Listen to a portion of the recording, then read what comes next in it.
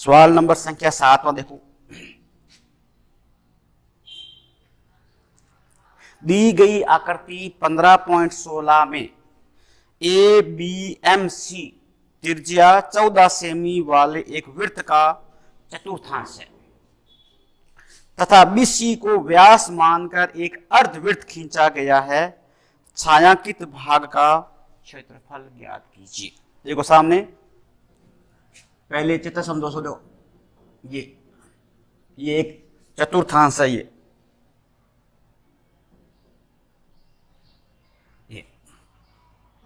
A B और सी और यहां पर ये एम और बी सी को ये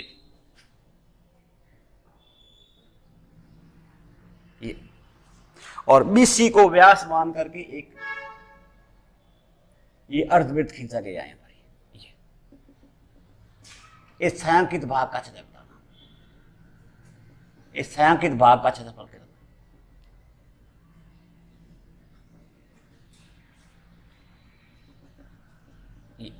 ये बताना। ये लिखा और ये जो है वो 14 सेमी है, ये भी 14 सेमी। चतुर्थांश खींचा गया है बीसी को व्यास मानकर। अब ये बीसी को व्यास मानकर एक अर्धवृत्त खींचा गया है, तो इस छायांकित भाग का क्षेत्रफल ज्ञात कीजिए।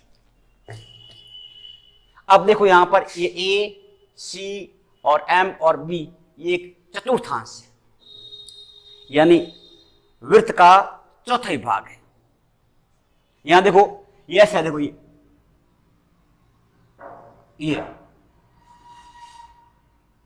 ये चतुर्थांश है, ये यानी वृत्त का चौथाई भाग ए सी और यहां पर ये बी।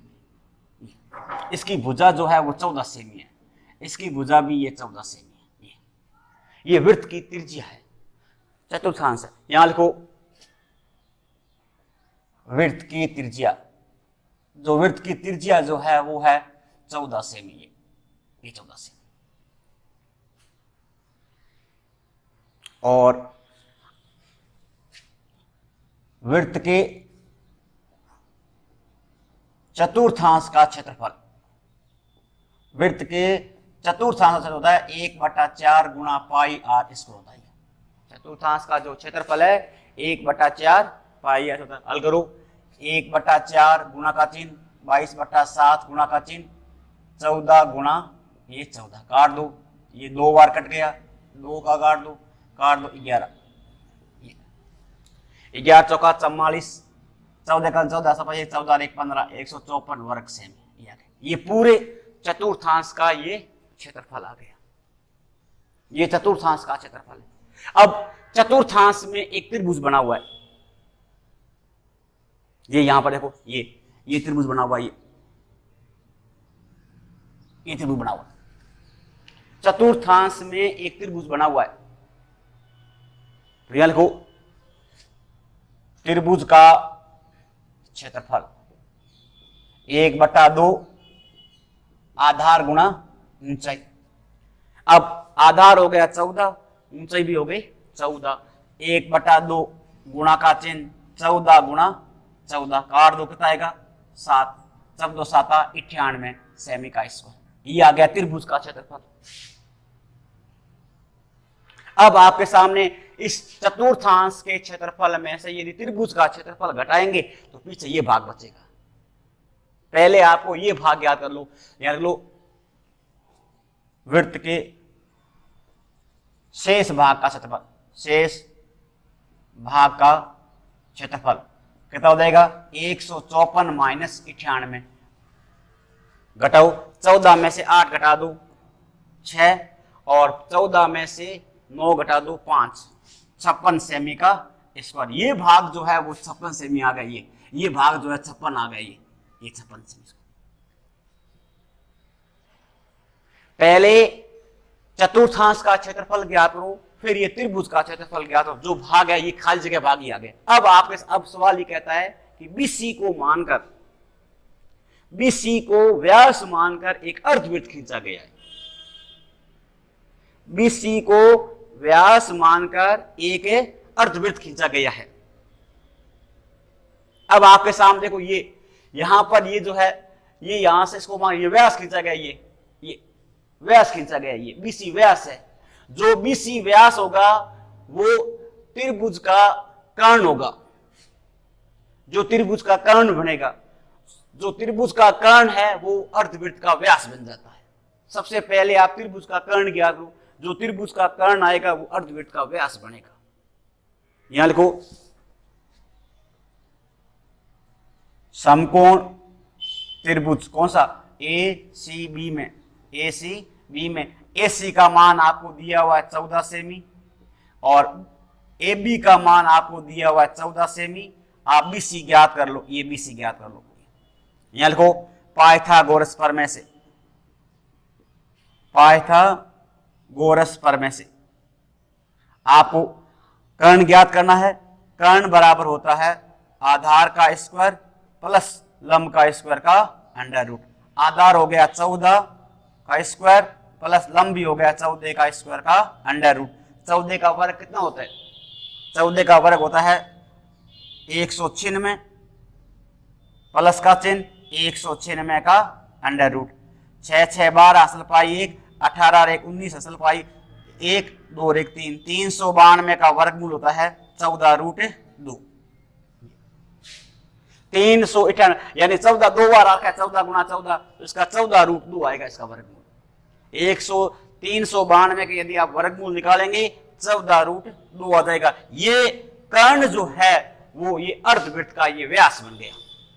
अब आप यार को अर्धवृत्त का व्यास, अर्धवृत्त का ये व्यास, अर्धवृत्त का जो व्यास है वो 14 रूट 2 सेमी ये, तो त्रिज्या इसकी हो जाएगी 7 रूट 2 सेमी बन गई। यहां पर लिख दो अर्धवृत्त का क्षेत्रफल, अर्धवृत्त का क्षेत्रफल 1/2 गुणा पाई r इसको होता है 1/2 गुणा का चिन्ह 22/7 गुणा का चिन्ह 7 रूट 2 गुणा 7 रूट 2। हल करो 1/2 गुणा 22/7 गुणा 7 ने 7 एक गुणा कर लो 49 गुणा रूट 2 ने रूट 2 गुणा कर लो 2, काट दो, काटो 7 7 49, 7 बार 2 से ये 2 कट गया, कितना हुआ 154 वर्ग सेमी। ये अर्धवृत्त का क्या गया क्षेत्रफल। अब आपके सामने अर्धवृत्त के क्षेत्रफल में से ये भाग घटा देंगे ना तो ये छायांकित भाग का क्षेत्रफल बदलेगा। अब आप यहां लिखो छायांकित भाग का क्षेत्रफल बराबर अर्धवृत्त का क्षेत्रफल, अर्धवृत्त का क्षेत्रफल माइनस वृत्त के शेष भाग का क्षेत्रफल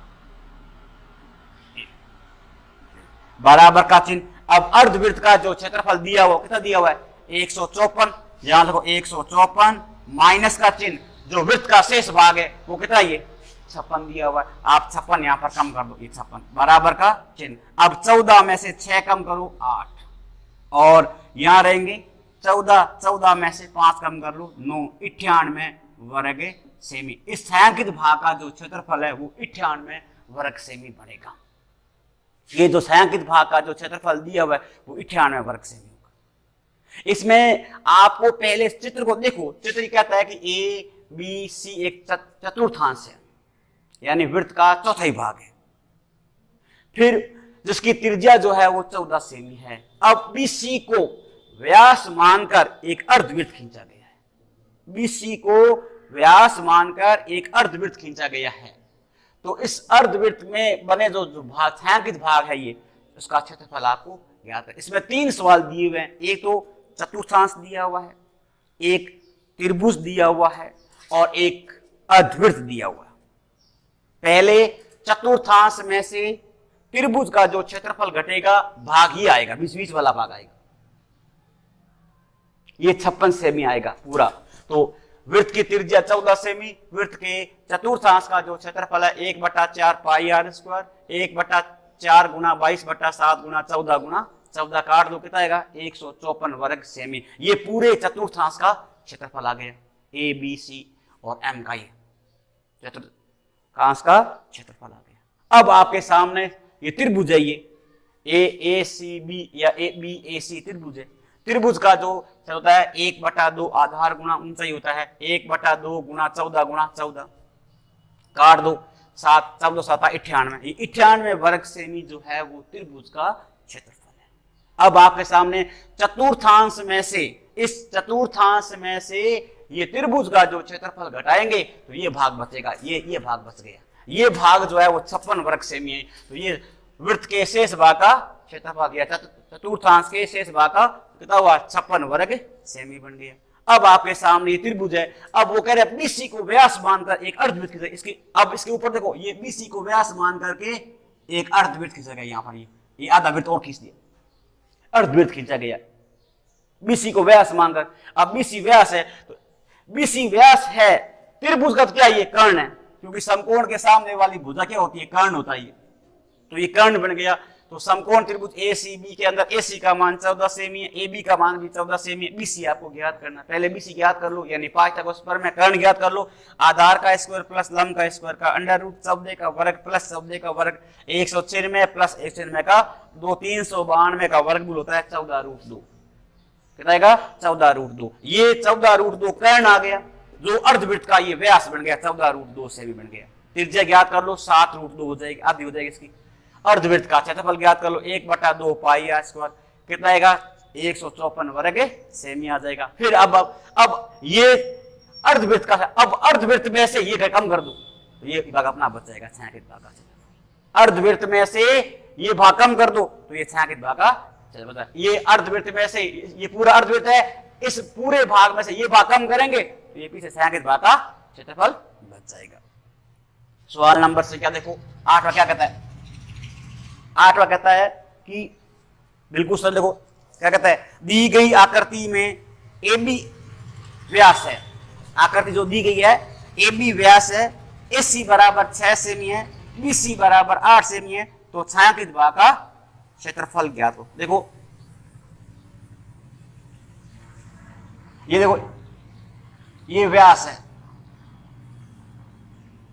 ये ए बी और ये सी, ये समकोण है। अर्धवृत्त में बना कोण जो है समकोण होता है ये ओ। ये ए सी का मान 6 सेमी, ये 6 सेमी दिया हुआ है, और ये दिया हुआ है बी सी का मान दिया हुआ है 8 सेमी दिया हुआ है। आपको ये बताना कि छायांकित भाग का क्षेत्रफल क्या है।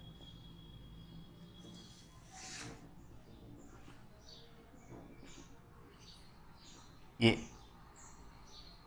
अब ये यहां समकोण है, ये कोण अर्धवृत्त में बना कोण जो है समकोण होता है।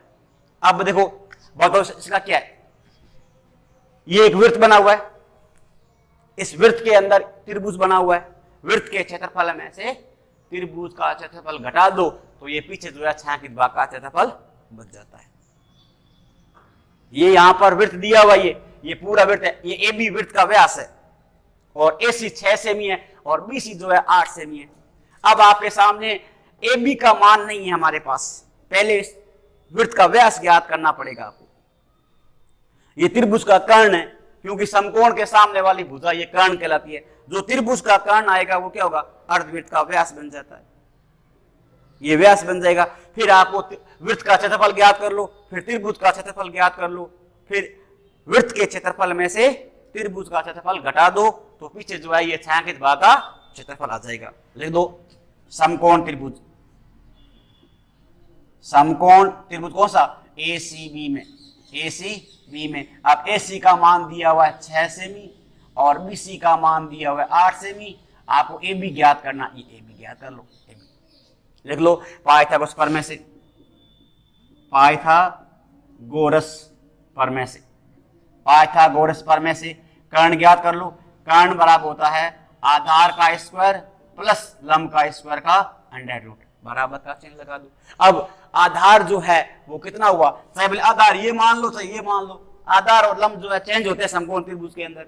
लिख दो 8 का स्क्वायर प्लस क्या हुआ 6 का स्क्वायर का अंडर रूट, 8 8 64 और 6 संग कितना हुआ 36, कितना हो जाएगा 100 का अंडर रूट जो है वो 10 सेमी हो जाता है। तो ये अर्धवृत्त का ये 10 सेमी आ गए, ये कर्ण आ गया। अब ये वृत्त का व्यास बन गया, अब जो ए बी जो है ये वृत्त का व्यास हो गया, लिख दो वृत्त का व्यास कितना हो गया 10 सेमी। वृत्त का व्यास कितना हो गया 10 सेमी हो गया। त्रिज्या कितनी हो जाएगी, त्रिज्या जो है वो हो जाएगी कितनी हो जाएगी 5 सेमी। लिख दो वृत्त का क्षेत्रफल, वृत्त का क्षेत्रफल हल कर दो क्या होता है पाई आर स्क्वायर। वृत्त का जो क्षेत्रफल होता है क्या होता है पाई आर। हल करो 22/7 गुणा का चिन्ह 5 गुणा कितना हुआ 5 गुणा करो 5 पंजे 25, 25 ने 22 से गुणा करो 25 दूना 50, 25 दूना 50 से 5 55, 550 बट्टा कितना हुआ ये 7, 5 पंजे कितना हो गया 25 हो गया। 25 ने 22 से गुणा कर लो 25 दूना 50 का 5, 50 का 0 हासिल पाई 5, 25 दूना 50 और 5 कितना हुआ 55। अब 550 में 7 रो भाग लगा दो, लगाओ 7 7 49, 7 बार 6 0 7 8 56, 8 बार कितना बचेगा 4.0, 7 पंजा 35, लिख दो कितना आएगा 78.5 सेमी का स्क्वायर आ गया। ये वृत्त का आ गया क्षेत्रफल। अब आप इसमें त्रिभुज बना हुआ है, लिख दो त्रिभुज का क्षेत्रफल, त्रिभुज का क्षेत्रफल हल करो 1/2 गुणा आधार गुणा ऊंचाई, आधार गुणा ऊंचाई 1/2 गुणा का चिन्ह। ध्यान रखेंगे आधार और लंब जो है ये लंब या ऊंचाई हो सकती है लेकिन कर्ण कभी बदलता नहीं है, कर्ण तो कर्ण ही रहता है समकोण त्रिभुज के अंदर। तो ये इसका आधार हो सकता है, ये इसका लंब हो सकता है, ये इसका लंब हो सकता है, ये इसका आधार हो सकता है। तो हल कर दो कितना हुआ 1 6 गुणा कितना हुआ 8, काट दो कितना आएगा 3, 8 कितना हुआ 24 सेमी का स्क्वायर लिख दो। अब आप यहाँ लिखो छायांकित भाग का क्षेत्रफल, छायांकित भाग का क्षेत्रफल क्या ये वृत्त का क्षेत्रफल माइनस त्रिभुज का क्षेत्रफल। लिख दो वृत्त का क्षेत्रफल माइनस त्रिभुज का क्षेत्रफल। अब वृत्त का जो क्षेत्रफल है वो कितना है 78.5, 78.5 माइनस का चिन्ह कितना हो जाएगा 24 बराबर का चिन्ह। अब 78.5 में से 24 कम कर दो कितना हुआ 5 का 5, 4 का 4 और 5 का 5, 54.5 सेमी का स्क्वायर। प्रश्न को देखो, प्रश्न को समझिए। प्रश्न सामने बिल्कुल पड़ा है कि एक वृत्त है ए बी जिसका व्यास है, ए सी का मान 6 सेमी है और बी सी का मान 8 सेमी है। छायांकित भाग का क्षेत्रफल ज्ञात करना। तो आपके सामने ये त्रिभुज, ये चित्र जो दिया हुआ है वृत्त के अंदर त्रिभुज बना हुआ है, तो वृत्त का क्षेत्रफल माइनस त्रिभुज का क्षेत्रफल सामने पड़ा है। तो अब लेकिन ए सी का मान 6 सेमी है और बी सी का मान जो है 8 सेमी है। ये ए बी व्यास है, वृत्त का तो ये व्यास है लेकिन त्रिभुज का ये कर्ण है। वृत्त का तो ये व्यास है लेकिन ये त्रिभुज का जो है कर्ण है। तो पहले आप कर्ण ज्ञात हो, जो कर्ण आएगा वो वृत्त का व्यास बन जाएगा। लिख दो समकोण त्रिभुज ए सी बी के अंदर ए सी का मान 6 सेमी है, बी सी का मान 8 सेमी, ए बी आपको ज्ञात करना है। पाइथागोरस प्रमेय से कर्ण बराबर होता है आधार का स्क्वायर प्लस क्या हुआ लंब का स्क्वायर का अंडर रूट बन गया। अब 8 का स्क्वायर प्लस कितना हुआ 6 का स्क्वायर का अंडर रूट, 8 का वर्ग कितना हुआ 64 प्लस 6 का वर्ग कितना हुआ 36, कितना हुआ 100 का वर्गमूल हो जाएगा 10। ये 10 सेमी जो है ए बी का मान है, ए बी व्यास है तो ये वृत्त का व्यास बन गया 10 सेमी। ये वृत्त का व्यास जो है 10 सेमी बन गया। त्रिज्या हो गई 5 सेमी। वृत्त का क्षेत्र बताया पाई आर स्क्वायर 22/7 गुणा 5 गुणा 5, 550/7 यानी 78.5 सेमी बन गया। और त्रिभुज का जो क्षेत्रफल है 1/2 आधार गुणा ऊंचाई 1/2 6 गुणा 8। कर्ण नहीं लेंगे, आधार था ऊंचाई ये ले लो चाहे लंब ये ले लो, कोई भी आप 6 और 8 कोई आगे पीछे लिख सकते हैं। काट दो 3 8 3 कितना हुआ 24 सेमी। अब ये वृत्त के क्षेत्रफल में से त्रिभुज का क्षेत्रफल घटाएंगे तो ये छायांकित भाग का क्षेत्रफल बच जाता है। तो छायांकित भाग का क्षेत्रफल वृत्त का क्षेत्रफल माइनस त्रिभुज का क्षेत्रफल। 78.5 में से 24 कम कर लो 54.5 सेमी का स्क्वायर बन गया। सवाल नंबर संख्या 9 देखो, 9 क्या कहता है दी गई आकृति में छायांकित डिजाइन का क्षेत्रफल ज्ञात करो। दी गई आकृति में छायांकित डिजाइन का क्षेत्रफल ज्ञात करो जहां ए बी सी डी भुजा 10 सेमी का एक वर्ग है तथा इस वर्ग की प्रत्येक भुजा को व्यास मानकर अर्धवृत्त खींचे गए हैं। जो वर्ग है उसके वृत्त को व्यास मानकर अर्धवृत्त खींचे गए हैं। छायांकित भाग का क्षेत्रफल ज्ञात कीजिए और पाई बराबर यहां पर 3.14 सेमी लेना। देखो सामने, अब यहां देखो ये एक वर्ग है, ये देखो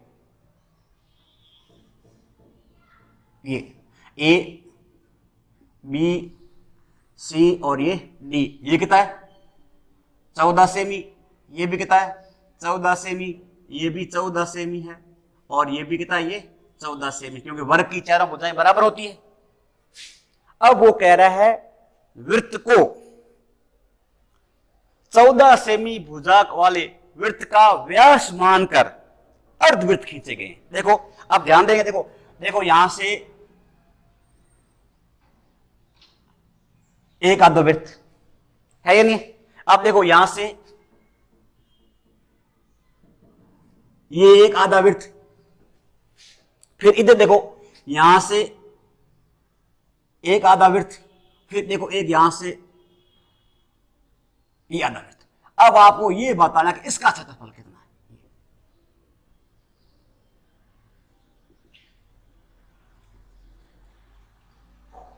ये देखो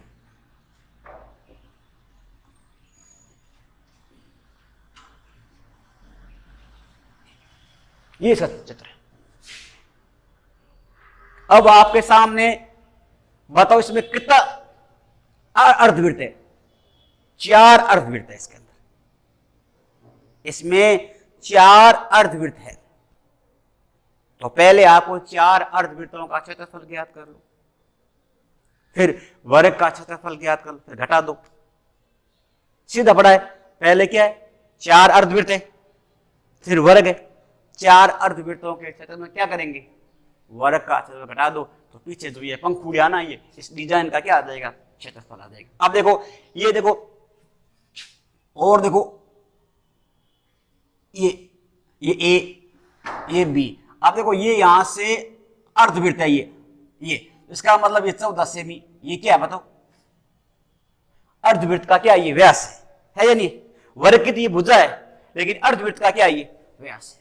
अब देखो इधर देखो, यहां देखो ये भी देखो अर्धवृत्त, देखो यहां पर ये अर्धवृत्त है, तो ये अर्धवृत्त का व्यास बन गया, ये भी अर्धवृत्त का व्यास बन गया। अब इधर देखो यहां से ये भी अर्धवृत्त है, ये भी अर्धवृत्त का क्या बन गया, व्यास बन गया। और फिर यहां देखो ये भी क्या है, अर्धवृत्त का व्यास। लिख दो अर्धवृत्त का व्यास। अर्धवृत्त का व्यास जो है कितना, ये 14 सेमी। कितना ये 14 सेमी। अर्धवृत्त का व्यास जो है वो 10 सेमी है, किताब में 10 सेमी दिया हुआ है, यहाँ 10 सेमी लिख दो, ये 10 सेमी। 14 सेमी कह सकता है, कोई दिक्कत नहीं है। यदि यहाँ पर 14 सेमी आ जाए, 10 सेमी आ जाए, 15 सेमी आ जाए, 21 सेमी, कोई भी कोई आ सकती है। 14 से कर लो बोले, कितनी यहाँ पर 14 सेमी है, किताब में 10 से कर लो, ये कितना हो गया हमारी, ये 10 लिख दो, ये 10। तो बताओ त्रिज्या कितनी हो जाएगी, कितनी हो जाएगी 5। और यदि 14 से करेगी तो व्यास 14 सेमी, त्रिज्या कितनी हो जाएगी 7 सेमी बन जाएगी। अब ले दो 4 अर्धवृत्तों का क्षेत्रफल। 4 अर्धवृत्तों का क्षेत्रफल, 4 अर्धवृत्तों का अगर 4 गुणा का चिन्ह 1/2 पाई आर स्क्वायर। ये एक अर्धवृत्त का क्षेत्रफल है, ये एक अर्धवृत्त का क्षेत्रफल है। 4 से गुणा कर दो तो 4 अर्धवृत्तों का क्षेत्रफल है। 4 को इससे गुणा कर दो, हल करो। 4 गुणा 1/2 गुणा, अब वो कह रहा है पाई का मान क्या पूछा है, वो कह रहा है पाई का किताब में दिया हुआ है, पाई का मान 3.14। तो आपको 3 मतलब ये 3.14 देने का मतलब क्या है, इसका मतलब है कि इससे किसी से कटेगी, इसलिए हल कर दो। कितना हुआ 314 बटा कितना हुआ 100 गुणा का चिन्ह कितना हुआ 5 गुणा 5, 5 5 से कितना हुआ 25, 25 ने 100 से काट दो, कितना कटेगा ये 4 बार कट जाएगा। और 4 से ये 4 कट गया और ये काट दो, कितना आएगा 157। यहां लिख दो 157 वर्ग सेमी आ गई। ये 157 जो है 4 अर्धवृत्तों का क्या ये क्षेत्रफल। अब वर्ग का निकाल दो, यहां लिख लो वर्ग का क्षेत्रफल। वर्ग का क्षेत्रफल क्या होता है, भुजा का स्क्वायर। भुजा का स्क्वायर 10 का स्क्वायर कर दो, कितना हुआ 100 वर्ग सेमी। अब यहां लिख लो छायांकित भाग का क्षेत्रफल क्या होता है, कितना 157 मान कितना हुआ 100 बराबर 57 सेमी का स्क्वायर बन गया। यानी 4 अर्धवृत्तों के क्षेत्रफल में से वर्ग का क्षेत्रफल घटा दो। सीधा सवाल भाई इसके अंदर 4 इस पंखुड़ियों का जो क्षेत्रफल हो जाएगा, ये जो रंगीन क्षेत्रफल है ये, इसका क्षेत्रफल कितना है ये आपको बताना है। तो इसमें लिख दो अर्धवृत्त का व्यास 10 सेमी और त्रिज्या हो जाएगी 5 सेमी और 4 अर्धवृत्तों का क्षेत्रफल 4 गुणा 1/2 पाई आर स्क्वायर, 4 गुणा 1/2 गुणा 314। बट देखो यहाँ पर अब आप कह रहे किताब में वो कह रहे पाई बराबर 3.14। इसका मतलब यहाँ कोई ना कोई कारण था। यहाँ 3.14 देने का मतलब है ये संख्या यहाँ पर कटेगी, इसलिए यहाँ पर 3.14 दिया हुआ यहाँ पर। तो 3.14/100 गुणा 5 काट दो। अब ये काट दो 100 कर दो, 5 का 100, 4 से 4 काट के कितना हुआ 157 सेमी का स्क्वायर। ये 4 अर्धवृत्तों का क्षेत्रफल है। अब वर्ग का क्षेत्रफल, वर्ग की भुजा 10 सेमी दी हुई है, कितना हुआ 10 गुणा 10 कितना हो जाएगा 100 वर्ग सेमी। छायांकित भाग का क्षेत्रफल 4 अर्धवृत्तों का क्षेत्रफल माइनस वर्ग का क्षेत्रफल। 10वां देखो क्या है, दी गई आकृति में अर्धवृत्त की त्रिज्या 7 सेमी है। अर्धवृत्त में बने वृत्त का क्षेत्रफल ज्ञात करना। आकृति देखो, ये दी गई आकृति में जो आकृति दी गई है वो तो अर्धवृत्त है, वो तो क्या है अर्धवृत्त है। और अर्धवृत्त में बने वृत्त का क्षेत्रफल ज्ञात करना। देखो सामने ये आधा वृत्त है, ये यहां P और ये Q और यहां देखो ये 7 सेमी है। ये इसके अंदर बने वृत्त का क्षेत्रफल ज्ञात करना। इस वृत्त का इस वृत्त का आपको यहां से लेकर के ये कितनी है 7 सेमी है। अब देखो सवाल क्या कहता है कि दी गई आकृति में अर्धवृत्त की त्रिज्या कितनी है 7 सेमी है। दी गई आकृति में अर्धवृत्त की त्रिज्या 7 सेमी है।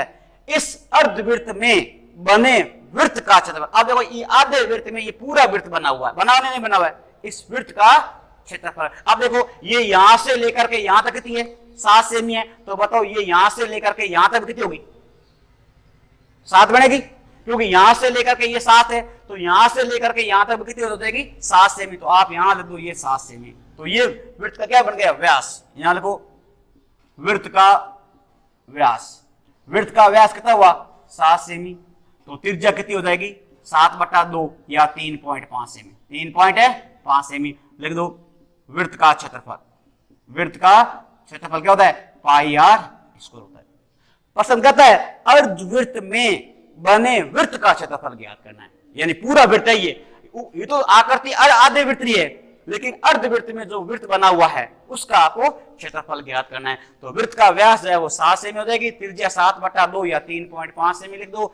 वृत्त का क्षेत्रफल क्या होता है पाई आर स्क्वायर। हल कर दो 22/7 गुणा का चिन्ह 7/2 गुणा 7/2 काट दो या 35/10 लिख दो। भले 7 से 7 काट दो, 2 से काट दो कितना 11, 11 7 77 बटा कितना हुआ 2 बराबर कितना होगा 38.5 सेमी का स्क्वायर आ गया। ये अर्धवृत्त में बने वृत्त का क्षेत्रफल है। अर्धवृत्त में बने वृत्त का क्षेत्रफल है। तो वृत्त का व्यास 7 सेमी, त्रिज्या 7/2 या 3.5 सेमी और वृत्त का क्षेत्र होता है पाई आर स्क्वायर 22/7 गुणा 7/2 गुणा 7/2 77/2 यानी 38.5 सेमी का स्क्वायर देगा। और 11 तो क्या कहता है 11 में क्या पूछो क्या कहता है यदि R1 और R2 त्रिज्या वाले दो वृत्तों की परिधियों का योग R त्रिज्या के बराबर है तो वृत्त की परिधि का सही विकल्प कौन सा है। पहली त्रिज्या प्लस दूसरी त्रिज्या बराबर बड़ा आर। पहले देखो इधर देखिए, ये पहले वृत्त की त्रिज्या R1 है और ये दूसरे वृत्त की त्रिज्या जो है वो R2 है और तीसरे वृत्त की तो त्रिज्या जो है बड़ा R है। ये इन दोनों का योग जो इसके बराबर है ये बता रहा है। तो जो बता क्या होगा, R1 प्लस क्या होगा R2 बराबर क्या हो जाएगा, बड़ा R। ये सही विकल्प होगा, इसका विकल्प जो है ये सही होगा। R1 प्लस R2 बराबर क्या होगा, बड़ा R हो जाएगा ये। और सवाल नंबर 12 क्या पूछा गया है, 14 सेमी भुजा वाले वर्ग में बने अंत्यवृत्त की परिधि। ये पहला सवाल सेम का सेम ही है। क्या पूछा है, 14 सेमी भुजा वाले वर्ग में बने अंत्यवृत्त की परिधि क्या है। 14 सेमी भुजा का वर्ग है, उसके अंदर बना जो वृत्त है उसकी परिधि पूछी। देखो यहां देखो सामने ये, और 14 सेमी भुजा का वर्ग है, ये ए बी सी और ये डी, ये भी 14 सेमी है, ये भी 14 सेमी है, ये भी। अब इसके अंदर वृत्त बना हुआ है, बनाओ वृत्त, इसके अंदर वृत्त बनाइए ये। तो अब देखो ये यहां से यहां तक कितना, ये 14, तो ये वृत्त का क्या बनेगा, व्यास बन गया। वृत्त का व्यास हो गया 14 सेमी। तो आप यहां लिखो वृत्त का व्यास जो है वो है 14 सेमी, त्रिज्या हो जाएगी 7 सेमी। अब वो इसके अंदर बने वृत्त की परिधि पूछी है, तो यहां लिखो परिधि क्या होती है, 2 पाई r बन गया। हल कर दो, 2 गुणा 22/7 गुणा 7, 7 से 7 काट दो, कितना हुआ 44 सेमी। तो 14 सेमी भुजा वाले वर्ग में बने अंत्यवृत्त की परिधि ज्ञात करना है। तो वृत्त का व्यास 14 सेमी हो गया, त्रिज्या उसकी 7 सेमी हो जाएगी, क्योंकि वर्ग की जो भुजा जो है वो वृत्त का व्यास बन जाता है। त्रिज्या 7 सेमी हो जाएगी, परिधि 2 पाई r, 2 गुणा 22/7 गुणा 7। तो इस प्रकार ये प्रश्नावली आपकी पूरी होगी। अब इसके सिर्फ केवल 3 उदाहरण बचे हैं, वो कल आपको करवा देंगे, फिर ये प्रश्नावली आपकी पूरी हो गई।